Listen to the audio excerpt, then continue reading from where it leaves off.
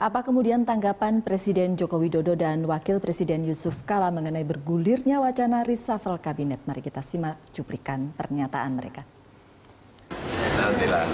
Nanti dilihat.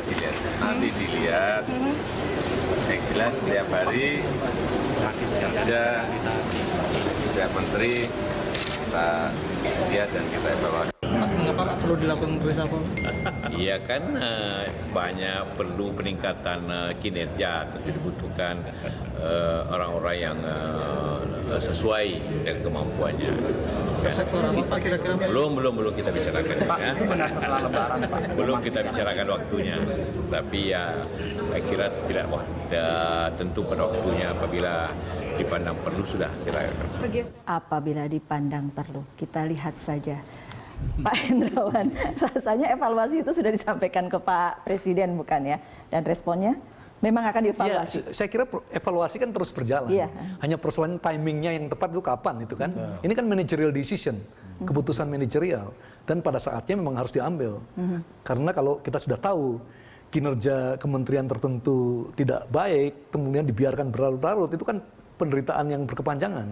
Oke. Iya. Dan itu kalau PDI Perjuangan toleransinya sampai seberapa? Kami menilai bahwa 6 bulan sebenarnya waktu yang cukup, ya. Tetapi sekali lagi persoalan timing dan momentum ini kan cuma Pak Jokowi yang tahu. Iya dong, itu kan kami menghormati hak prerogatif presiden. Kami tidak mau dipandang sebagai partai pengusung yang usil, yang suka ngerecokin, kan tidak. Ya. Tapi saya kira dengan adanya berbagai macam pendapat, opini di masyarakat, publik itu ya, Tidak akan baik lama secara gitu, kuantitatif berdasarkan survei, saya pikir memang sudah waktunya.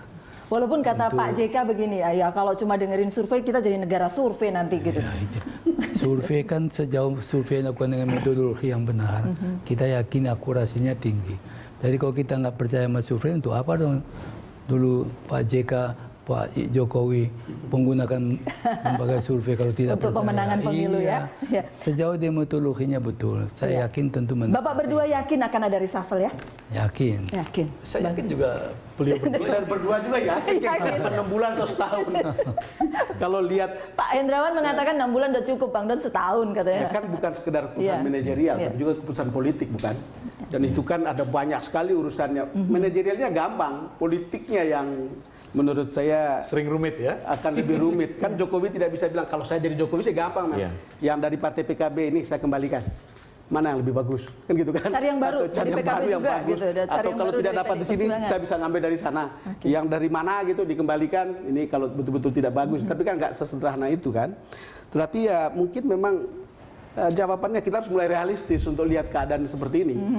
Lihat keadaan seperti ini, ketika betul Bang Akbar misalnya dulu harapannya tinggi, ya Tinggi kita banget, sekarang saatnya menginjak bumi, dan itu faktor itu sebetulnya kalau Mas Bambang tadi bilang kalau berharap terlalu tinggi juga ya salah sendiri gitu.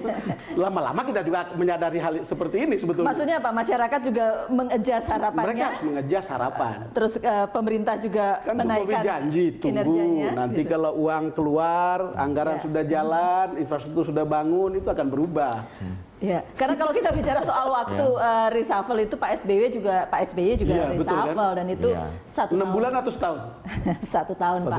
Iya, saya kira kalau 1 tahun masih jelas lah kelihatan dia sudah Iya. ada kesempatan menggunakan anggaran, mencairkan, melakukan programnya. Kalau 6 bulan tuh, apalagi yang departemen yang digabung-gabung, belum selesai urusan SK, ganti stempel, ganti apa, udah dinilai kinerja. Belum ini posisi Iya. puncaknya juga Tapi belum kalau ada, menurut ya. saya yang sangat lemah dari pemerintahan Jokowi ini justru adalah ini tidak ada juru bicara pemerintah, ya sehingga rakyat itu jadi dilepas untuk punya ekspektasi masing-masing gitu. Belum ada yang dipercaya Jokowi untuk mengatakan ini loh Apalagi masalahnya. suaranya berbeda-beda satu Ya, sama dan lain. masing-masing berbeda. Kan saya ngebayangkan kalau ada juru bicara dia akan datang dari awal bilang ini loh. Katanya Pak Jokowi sudah meminta saran tuh beberapa pihak untuk Sudah dibentuk kok. Jubir. Ada tim komunikasi Iya, sudah. tim- Ya. Iya. Tapi kan baru diangkat staf khusus. Tapi itu kan harusnya dari awal untuk antara lain untuk memanage ekspektasi itu. Karena setiap orang tahu lah dalam suasana seperti kemarin, yang pertama harus dilakukan adalah memanage ekspektasi publik. Ya, suasana seperti itu harus dijelaskan.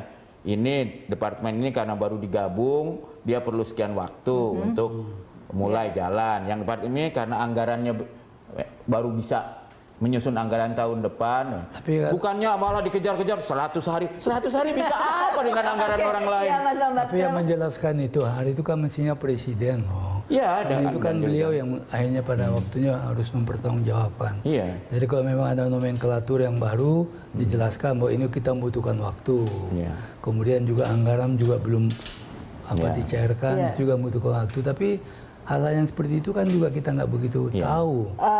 Atau Makanya, Pak Bang, presidennya terlalu sedikit bicara soal seperti makanya itu jadi untuk menjelaskan. presidennya terlalu sedikit bicara sayangnya. Lalu kemudian Begitu kan, yang juru Pak bicara Akbar, tadi itu tidak ada. Entah gimana gitu. Menurut saya memang agak susah untuk Ya, itu memang. diabaikan. Itu nggak bisa. Ya. Padahal kan kita tahu yang namanya presiden itu kan kekuatannya kekuatan bicara. Iya, betul. Ya, the bully pulpit kalau kata orang Amerika. Mestinya itu yang dia kuasai dulu. Mungkin karena beliau terbiasa belusukan, lebih suka belusukan ketimbang bicara. Lupa bahwa sebagai presiden Harus dia bicara harus gitu. bicara gitu. Ya mestinya ada waktu-waktu yang Iya. khusus, misalnya pakai seminggu sekali. Ada 2 minggu penjelasan sekali, begitu kan?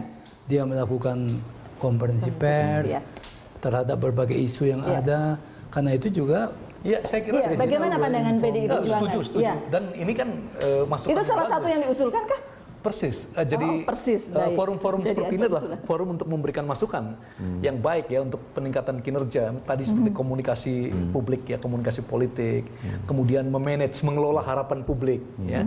Kemudian membuat publik yakin bahwa kesabaran mereka akan berbuah. Iya, Ya. betul. Ya, ini penting ini. Iya, PDIP menyiapkan juru bicara. Itu pertanyaan konkret. Tapi kan ini semua hak prerogatif presiden sekali lagi. Oh, menyiapkan tapi ya Pak. Oh, kami siap dengan kader-kader terbaik. Oke. Tapi sudah disiapkan dan sudah diusulkan kah? Pokoknya kami menyiapkan kader-kader terbaik ya untuk memberikan kontribusi terbesar ya bagi kepentingan bangsa Iya. dan negara, termasuk kinerja kabinet ini. yang sekarang di kabinet ini sudah yang terbaik semua nih ya. Iya.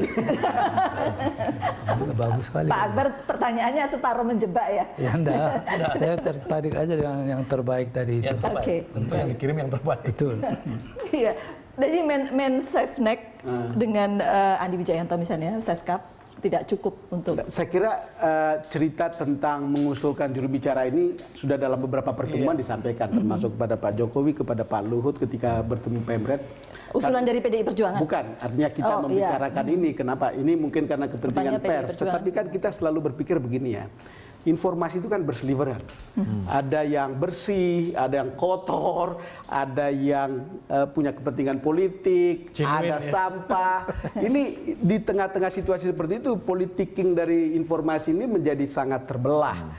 Dan orang lalu kemudian berpikir mana yang benar. Dan itu berpengaruh pada pencitraan dari sebuah pemerintahan. Jadi memang itu sangat penting. Dan sayangnya sampai sekarang ini kan kita belum tahu kinerja Teten sama Sukardiri Nakit yang sekarang menjadi tim komunikasinya. Karena Tim komunikasi belum tentu juru bicara. iya itu dia. Oh ya pasti. Kan ini kan butuh orang yang betul-betul memahami bagaimana menyampaikan pesan itu gitu. Dan kemampuan itu diksi harus benar, Iya.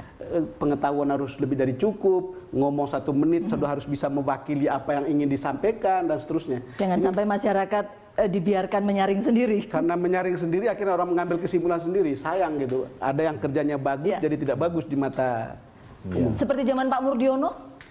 Ya janganlah kayak seperti itu ya. Terlalu jauh itu ya. Atau zamannya Iya. Andi Malarangeng.